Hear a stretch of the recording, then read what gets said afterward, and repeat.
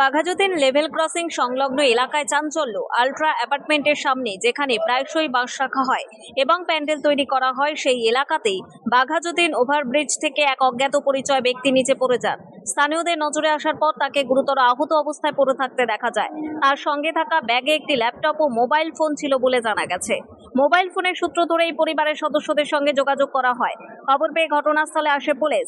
আহত ব্যক্তিকে উদ্ধার করে পুলিশের ভ্যানে করে চিকিৎসার জন্য পিয়ারলেস হাসপাতালে নিয়ে যাওয়া হয়। প্রাথমিকভাবে জানা যাচ্ছে ঘটনাস্থলটি পাটুলি থানার অধীন এবং কলকাতা পুরসভার 101 নম্বর ওয়ার্ডের অন্তর্গত। ওই ব্যক্তি কিভাবে ও কেন ওভারব্রিজ থেকে নিচে পড়লেন তা এখনো স্পষ্ট নয়। ঘটনার তদন্ত শুরু করেছে পুলিশ।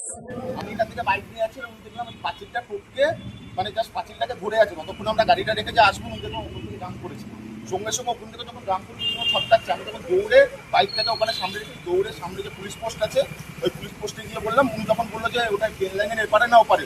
আমি বললাম ট্রেন লাইনের ওপারে। তখন উনি বললো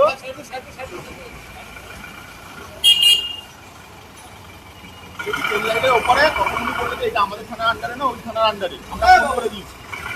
তখন আমি আবার সামনে ট্রাফিক গার্ডে গেলাম, সামনে ট্রাফিক গার্ডে বললাম আমাদের অফিসে চলে গেছে।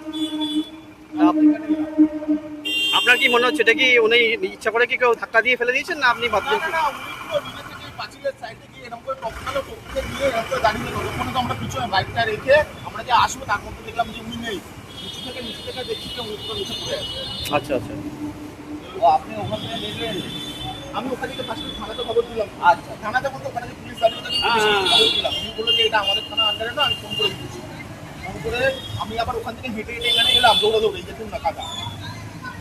ওখান থেকে দৌড়ে এলাম, ওখান থেকে ওই ট্রাফিক গার্ডের সামনে গিয়ে বললাম, বলছে আমাদের পুলিশ অফিসার অলরেডি চলে গেছে, খবর হয়ে যাবে। আমি আবার ওখান থেকে গাড়ি দিয়ে এসে এখানে দেখলাম তো গাড়ি